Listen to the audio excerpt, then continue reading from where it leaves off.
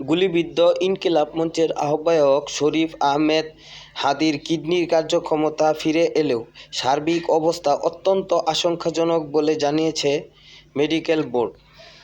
শনিবার ১৩ ডিসেম্বর বিকেলে মেডিকেল বোর্ডের আনুষ্ঠানিক বিবৃতিতে এই তথ্য জানানো হয়েছে।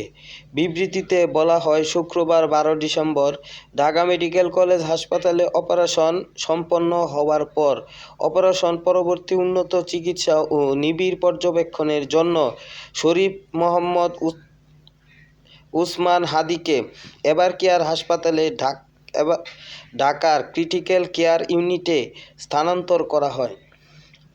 রোগীর মস্তিষ্ক মারাত্মকভাবে ক্ষতিগ্রস্ত হয়েছে জানিয়ে বিবৃতিতে বলা হয়, যেহেতু সার্জিক্যাল হস্তক্ষেপ সম্পন্ন হয়েছে তাই বর্তমানে তাকে কনজারভেটিভ ম্যানেজমেন্টে রাখা হয়েছে। ব্রেন প্রোটোকল অনুসরণ করে প্রয়োজনীয় সব সাপোর্ট চালু থাকবে। শারীরিক অবস্থা কিছুটা স্থিতিশীল হলে পুনরায় ব্রেনের সিটি স্ক্যান করা হতে পারে। ফুসফুসে ইনজুরি বিদ্যমান রয়েছে জানিয়ে এতে বলা হয়, চেস্ট ড্রেইন টিউব দিয়ে অল্প পরিমাণ রক্ত নির্গত হওয়ায় তা আপাতত চালু রাখা হয়েছে।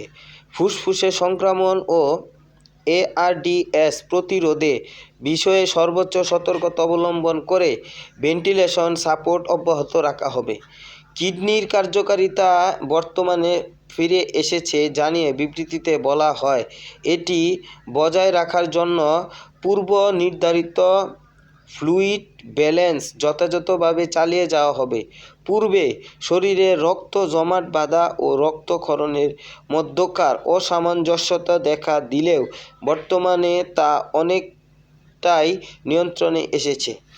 এই অবস্থায় সার্বক্ষণিক মনিটরিং করা হচ্ছে এবং প্রয়োজন অনুযায়ী রক্ত ও রক্তজাত উপাদান সঞ্চালন অব্যাহত থাকবে।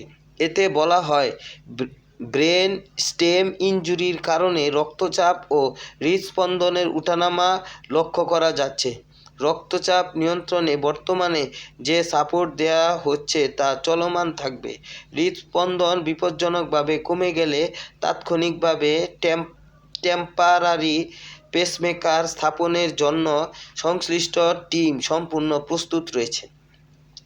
এতে আরও বলা হয়, ঢাকা মেডিকেল কলেজ হাসপাতালের one stop crisis centre, radiology, ICU, anaesthesia, neurosurgery ও অন্যান্য সংশ্লিষ্ট বিভাগের চিকিৎসক ও সাপোর্টিভ স্টাফদের অসাধারণ ও মানবিক অবদানের জন্য এই মেডিকেল বোর্ড তাদের প্রতি আন্তরিক কৃতজ্ঞতা প্রকাশ করেছে। বর্তমানে রোগীর সার্বিক অবস্থা অত্যন্ত আশঙ্কাজনক। এই মেডিকেল সামারি রোগীর ভাই ও নিকটাত্মীয়দের বিস্তারিতভাবে অবহিত করা হয়েছে।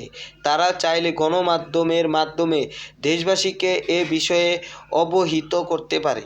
মেডিকেল টিমের পক্ষ থেকে সবার প্রিয় শরীফ মোহাম্মদ উসমান হাদীর জন্য বিনীতভাবে দোয়ার অনুরোধ জানানো হচ্ছে, যোগ করা হয় বিবৃতিতে। অপ্রয়োজনে কেউ হাসপাতালে এসে ভিড় না করার অনুরোধ জানিয়ে বিবৃতিতে বলা হয়, কোনো ধরনের ভিজিটর অনুমোদিত নয়। কোনো ধরনের অনুমান ভিত্তিক বা বিভ্রান্তিকর তথ্য প্রচার না করে মেডিকেল বোর্ডের প্রতি আস্থা রাখার জন্য সবার প্রতি অনুরোধ জানানো হচ্ছে। রোগীর ব্যক্তিগত গোপনীয়তা ও মর্যাদা রক্ষায় সবাইকে সহযোগিতা করার আহ্বান জানানো হলো। আমাদের মেডিকেল টিম সর্বোচ্চ পেশাদারিত্ব, সততা ও আন্তরিকতার সঙ্গে তার চিকিৎসা চালিয়ে যাচ্ছে। রোগীর দ্রুত আরোগ্যের জন্য মেডিকেল বোর্ড ও তার পরিবারের পক্ষ থেকে সবার কাছে দোয়ার জন্য বিনীত অনুরোধ রইল।